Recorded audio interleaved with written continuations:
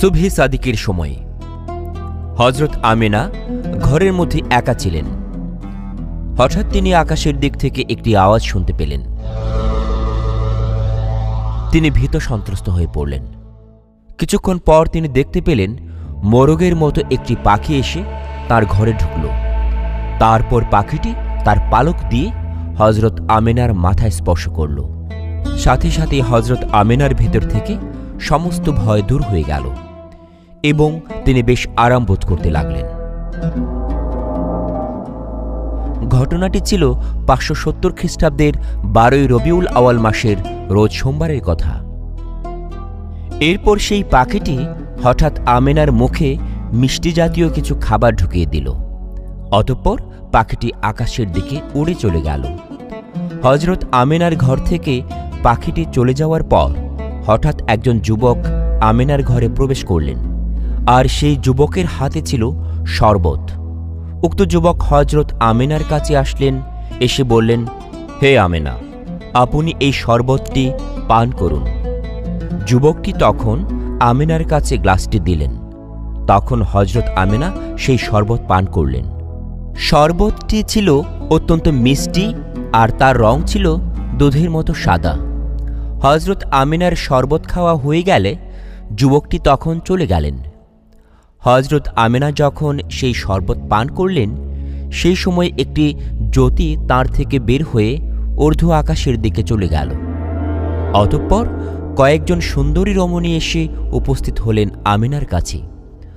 তখন হযরত আমেনা সুন্দরী রমণীদেরকে জিজ্ঞাসা করলেন, হে মহীয়সী রমণী, আপনারা কারা আর কেন এখানে এসেছেন?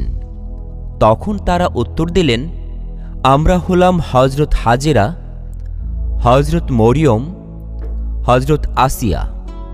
অতঃপর তারা হযরত আমেনাকে বললেন, আপনার কোনো চিন্তা বা ভয়ের কারণ নেই।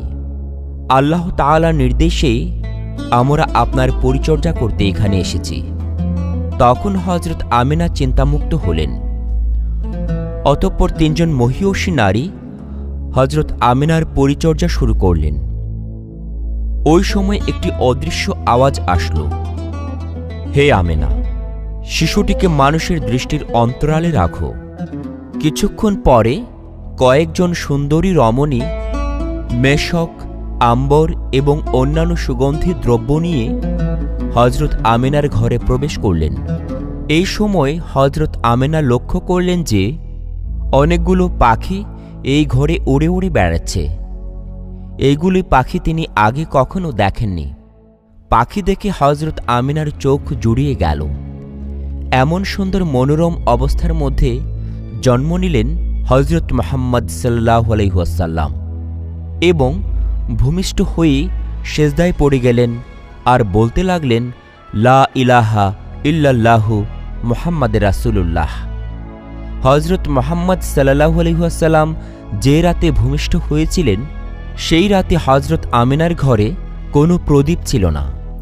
কিন্তু শিশু হযরত মুহাম্মদ সাল্লাল্লাহু আলাইহি ওয়াসাল্লাম ভূমিষ্ঠ হওয়ার পর তার দেহের আলোয় ঘর এমন আলোকিত হল যে ঘরের নিচে যদি সূচ পড়া থাকে তাহলে সেই সূচ খুব সহজেই তুলে নেওয়া যাবে।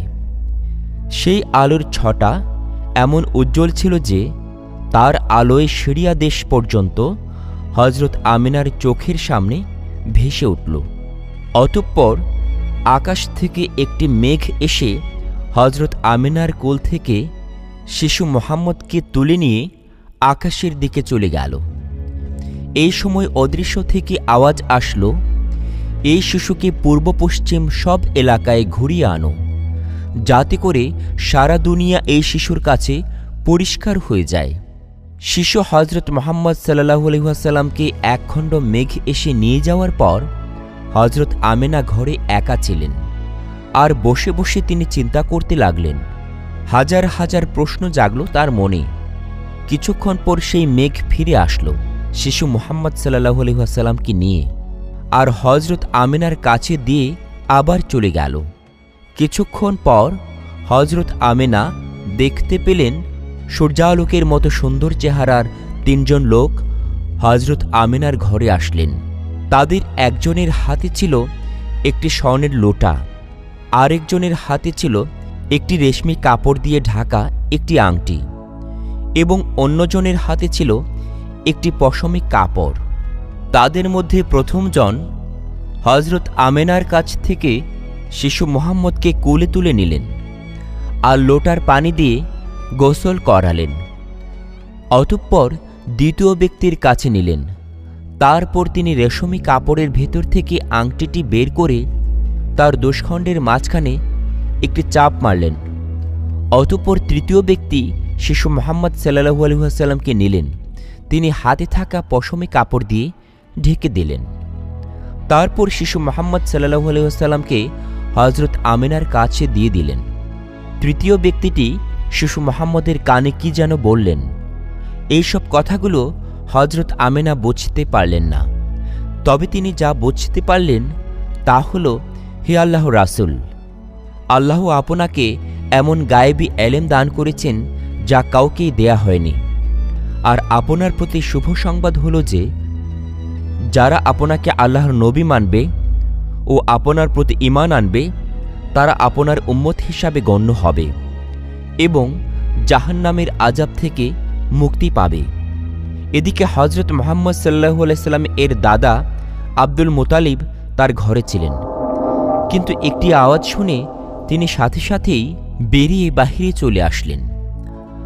আসা মাত্রই তিনি আকাশে দেখতে পেলেন ফেরেশতাগণ আল্লাহ তাআলার উদ্দেশ্যে তসবিহ পাঠ করছেন, আর যেখানে মূর্তি ছিল সেই মূর্তিগুলো নিচে পড়ে যাচ্ছে আর গড়াগড়ি খাচ্ছে। এমন সময় আব্দুল মুতালিব আকাশ থেকে একটি আওয়াজ শুনতে পেলেন। কে যেন বলছে, হে দুনিয়াবাসী, এইমাত্র আখেরি পয়গম্বর জমিনে আগমন করলেন। আমরা আল্লাহ তাআলার রহমতের পানি নিয়ে আগমন করেছি আর এই পানি দিয়ে তাঁকে গোসল করাবো। এই সময় আব্দুল মুতালিব দেখলেন কাবা ঘর, সাফা ও মারওয়া পাহাড় থরথর করে কাঁপছে। এই দৃশ্য চোখে দেখে আব্দুল মুতালিবও কাঁপতে লাগলেন। তখন তিনি একটি আওয়াজ শুনতে পেলেন, তোমরা ভয় পেও না, ভয়ের কোনো কারণ নেই। এই সময় আব্দুল মুতালিবের মনে ইচ্ছা জাগল যে পুত্রবধূ আমেনার ঘরে যাওয়ার আর সেখানে কি ঘটনাই বা ঘটছে সেটা জানার। কিন্তু আব্দুল মুতালিবের অবস্থা তখন এমন হয়েছিল যে আমেনার ঘরে যাওয়া তার জন্য অনেক কঠিন। অনেক কষ্টে আব্দুল মুতালিব আমেনার ঘরের কাছে গিয়ে পৌঁছালেন। তখন আব্দুল মুতালিব দেখতে পেলেন যে হজরত আমেনার ঘরের উপরে অনেকগুলো সুন্দর পাখি উড়ছে আর তার সাথে একখণ্ড সাদা মেঘ হজরত আমেনার ঘরের উপরে ভেসে বেড়াচ্ছে। এই দৃশ্য নিজ চোখে দেখে আব্দুল মুতালিব ভয়ে অজ্ঞান হয়ে মাটিতে পড়ে গেলেন। কিছুক্ষণ পর আব্দুল মুতালিবের জ্ঞান ফিরে আসলে তিনি আবার উঠে দাঁড়ালেন। তখন আব্দুল মুতালিব হজরত আমেনার ঘরে যাওয়ার জন্য ব্যাকুল হয়ে পড়লেন। তখন তিনি আস্তে আস্তে হজরত আমেনার ঘরের দরজার কাছে গেলেন আর উঁকি দিয়ে দেখলেন আম্বর মিশ্রিত পানি গড়িয়ে যাচ্ছে আর চারদিকটা সুঘ্রাণে ভরে যাচ্ছে। আব্দুল মুতালিব তখন ঘরের দরজা কিছুটা ফাঁক করে ভেতরে থাকা আমেনার দিকে দৃষ্টি দিলেন আর দেখতে পেলেন হজরত আমেনার ললাটে পূর্বের সেই ঔজ্জ্বল্য আর দেখা যাচ্ছে না। সেই সময় আব্দুল মুতালিব বাহির থেকে হজরত আমেনাকে ডাক দিলেন, বললেন, হে আমেনা, তুমি কি জাগ্রত না নিদ্রিত? তখন হজরত আমেনা ভেতর থেকে বললেন, আমি জাগ্রত আছি।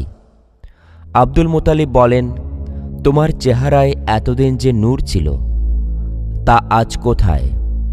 তখন হজরত আমেনা বললেন, আব্বাজান, এই নূর আমার ছিল না। এই নূর যার ছিল সে তো এইমাত্র আমার গর্ভ থেকে ভূমিষ্ঠ হয়েছে। তখন আব্দুল মুতালিব বললেন, তবে সেই মোহনীয় পরশমণিকে আমার কাছে দাও, তাকে দেখে আমার চোখে শীতল করি। হজরত আমেনা তখন উত্তর দিলেন, আব্বাজান, আপনি একটু ধৈর্য ধরুন। আপনি তো তার দাদা, আপনি নিশ্চয়ই তাকে দেখতে পাবেন। এখন একটু অসুবিধা আছে, তাই আমি তাকে আপনার কোলে তুলে দিতে পারব না। তখন আব্দুল মুতালিব নিজেকে অপমানিত বোধ করলেন এবং রাগে ঘরের ভিতর যাওয়ার জন্য ব্যাকুল হয়ে গেলেন। এই সময় হঠাৎ ভীষণ আকৃতির একজন লোক আসলেন আর আব্দুল মুতালিবকে বাধা দিলেন আর বললেন, তুমি এখন ঘরের ভেতরে প্রবেশ করতে পারবে না, কেননা এখন ঘরের ভেতরে ফেরেশতারা শিশুর পরিচর্যা করছেন, তারা এখন ব্যস্ত আছেন।